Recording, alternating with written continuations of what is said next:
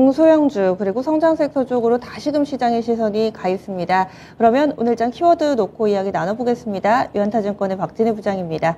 안녕하세요. 네, 안녕하세요. 잠잠하게 출발해가지고 오늘장도 좀 불안하게 봐야 되나 싶었는데 지금은 상당히 좀 강한 모습을 보여주고 있습니다. 현재 분위기 어떻게 읽고 계셨어요?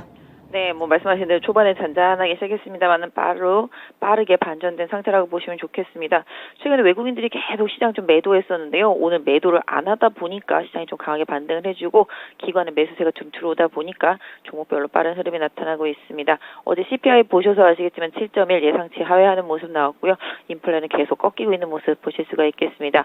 그럼에도 불구하고 미국 시장이 윗골이 길게 달고 내려오고 음봉 길게 떨어뜨린 이유는 FOMC 결과 보자죠. FOMC에서 금리를 언제까지 계속 올릴지, 얼마까지 올릴지 이거 점도표 확인하고자 하는 시장의 속마음이라고 보시면 좋겠습니다.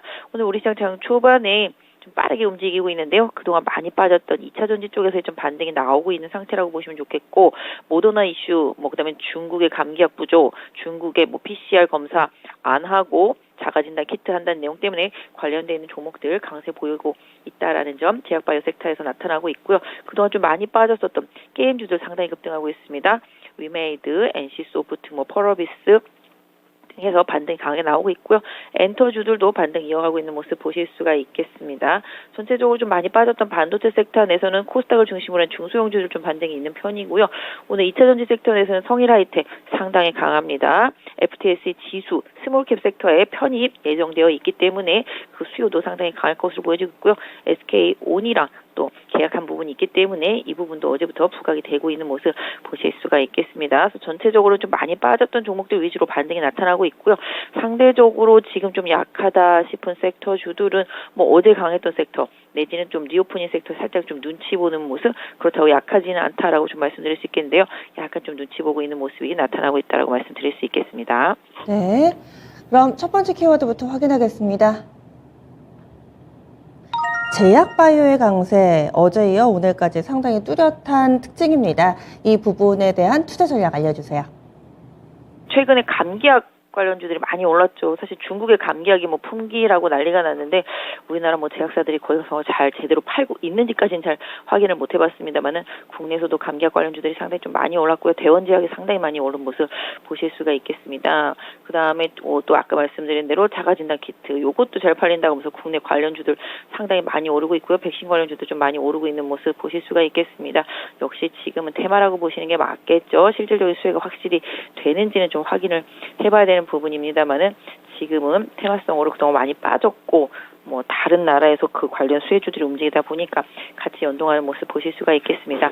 반면에 모더나의 신약과 관련되어 있는 새로운 그런 이슈 이런 부분들이 좀 부각이 되고 있는 모습이고요. 그러다 보니까 좀 큰 제약바이오 섹터 내 시총 상위 종목군들 움직입니다.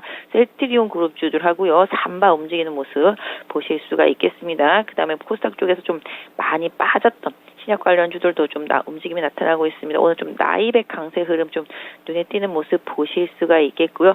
그 외에 제약바이오 섹터 내에서 ST팜 급등세 보여주고 있는 모습 보실 수가 있겠습니다. 그 외에도 여러 가지 종목들, 바이오 종목들, 그동안 많이 빠졌던 종목들 기술적인 반등이 좀 나타나고 있는데요.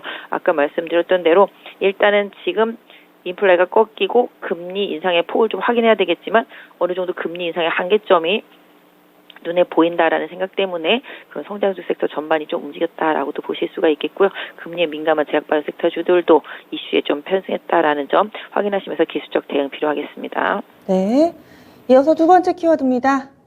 오늘 봐야 될 두 번째 키워드가 2차 전지의 반등입니다. 드디어 반등이 나옵니다. 그런데 종목별로는 상당히 좀 온도차는 있는 상황이고 그렇다고 시장 대비 눈에 띄게 강한 것은 아니어서 과연 이 반등이 어떤 의미가 있을까 좀 궁금해지는데요. 투자 의견 알려주세요. 네, 왜 그럴까요? 답은 실적입니다. 2차 전지 섹터주들이 전체적으로 4분기 실적 좋지 못할 것으로 지금 예상이 되고 있습니다. 그러다 보니까 그동안 좀 많이 빠졌고요. 지금 IRA법 그것 때문에 지금 현대차도 어제 많이 빠지고 기아도 빠졌죠. 기본적으로 지금 미국에서 전기차 아이오닉하고요. EV6 같은 경우가 지금 10월 대비해서 상당히 많이 매출이 감소했습니다. 현대차는 24%, 기아 같은 경우는 반토막이 났다고 합니다. 그러다 보니까 어제 많이 빠졌고요. 그다음에 전기차 섹터 전반적으로 내년의 성장성에 대한 의문이 살짝 드는 부분들 경기심체 여파로 안 그래도 가격이 비싸지 않습니까? 이런 부분들이 좀 부각이 되고 있는 상태 속에서 테슬라 약세도 계속 영향을 받고 있습니다. 테슬라도 이제 메이저 완성차 업체들한테 계속 밀릴 것이다라는 예상 계속 나오고 있는 상태라고 보시면 좋겠습니다. 그래서 전반적으로 지금 전기차 섹터, 그다음에 2차 전지 섹터 이런 쪽들이 지금 시장에서 좀 약간 성장성이 조금 둔화될 것에 대한 우려가, 그다음에 4분기 실적에 대한 우려가 이 부분 좀 커져 있다라는 점 염두에 두실 수가 있겠고요. 아까 말씀드린 대로 성일 하이텍 정도가 지금 FTSE 지수 편입 때문에 수급 효과가 조금 볼 수 있다라는 점은 좀 염두에 두실 필요가 있겠고, 섹터 내에서 소재 섹터 최근에 많이 빠졌죠. 응급제, 양극재 다 마찬가지로 이런 종목들은 조금 많이 빠진 상태 속에서 좀 기술적인 대응을 할 수 있겠습니다만은 추세를 완벽하게 복귀하는지 여부는 조금 더 확인이 필요하다고 말씀드릴 수 있겠습니다. 예, 알겠습니다. 다음 마지막 키워드 보겠습니다. 낙고가대 성장주의 반등 움직임, CPI 발표되고 나니까 이 부분이 또 확 눈에 들어오는 특징이 되더라고요. 가격 메리트를 보자 한동안 상당히 좀 많이 강조를 해주셨는데 이쪽으로 다시 매기가 갑니다. 어떻게 활용할까요? 네, 성장주라고 딱 말씀드리기보다는 성장주, 소비주 섹터 다 마찬가지입니다. 지금 인플레가 꺾이다 보니까 결과적으로 그동안 힘들었던 원가 부담이라든지 이런 부분에서 조금 더 해소될 상황이 됐겠죠. 그러다 보니까 실적에 대한 우려 때문에 많이 빠졌던 지금 LG전자도 오늘 좀 반등이 나오고요. 삼성전기도 좀 반등이 나오고 있는 상태라고 보시면 좋겠습니다. 또한 리오프닝, 한알령 해제 관련주들도 최근에 좀 많이 달려온 만큼 쉬고는 있습니다만은 이쪽도 계속 봐야 된다라고 말씀드릴 수 있겠습니다. 미용, 뷰티, 헬스케어 섹터 내에서는 의료기기 쪽들, 미용기기 쪽들 이런 쪽들은 계속 좀 보시는 전략이 좋겠습니다. 다 마찬가지로 성장주 섹터주들은 경기에 둔감하고요. 금리에 민감하지만 그 금리의 민감도가 점점 떨어질 것에 대한 기대치가 지금 반영이 되고 있는 상태죠. 그런 면에서 지금 게임주라든지 이런 부분들도 각자의 이슈가 있겠습니다만은 기술적으로 시장에서 좀 부각이 되고 있는 상태고 가격 메리트가 부각이 되는 상태라고 보시면 좋겠죠. 바이오 섹터 강세도 이런 부분에 기인했다라고 보시면 좋겠고, 최근에 플랫폼이 잘 버텨주는 것도 이런 부분에 좀 영향을 받았다라고 보겠습니다. 반도체, 소부장 섹터주들도 워낙 많이 빠졌기 때문에 가격에 대한 기대치가 좀 반영이 되고 있고요. 어제 중국이 파운드리 계속 밀어주겠다고 그러죠. 1조 위안. 중국에 있는 업체들한테 계속 밀어주겠다고 하기 때문에 이런 부분들이 국내 업체들한테 어떤 영향을 줄지 좀 봐야 되겠습니다. 계속 일본과 네덜란드는 장비 반입 안 하는 거에 동참하고 있는 상황이기 때문에 국내 기업들이 어떻게 대응하는지도 좀 향후의 관건이 되겠는데요. 전체적으로 시장이 인플레 지표가 어느 정도 꺾인 현상이 계속 이어지는 가운데서 내일 모레 있을 FOMC의 결과 이 부분이 지금의 방향성의 결정타가 될 수 있을 것으로 보여지고 있는데요. 지금의 성장주 섹터주들은 아까 말씀드렸던 대로 경기에 둔감하다라는 점이 강점, 그다음에 금리 인상의 끝이 보인다라는 점이 강점. 다만 이제 실적에 대한 우려감이 있었습니다만은 그에 걸맞게 주가도 많이 빠졌다라는 가격 메리트가 계속 부각되고 있다라는 점. 그래서 중국 관련 성장주들, 그다음에 이제 아까 말씀드린 한알령 관련주들, 그다음에 리오프닝 소비주들 이런 쪽들은 최근에 좀 많이 오르긴 했습니다만은 조정의 폭을 잘 확인하시면서 장기적인 비전으로 좀 전략을 좀 짜나가시는 전략이 좋겠습니다. 예, 알겠습니다. 그러면 오늘 오프닝 픽 간략하게 알려주세요. 네, 오프닝 픽도 마찬가지입니다. 지금 계속 가격에 반응하셔야 됩니다. 지수보다는 계속 가격 신경 쓰겠습니다. 종목별로 기대치가 없었는데 뭔가 모멘텀이 생기는 종목들, 그 다음에 실적이 계속 꾸준히 우상향하는 종목들, 초점은 사실 실적이 맞춰야 되는데요.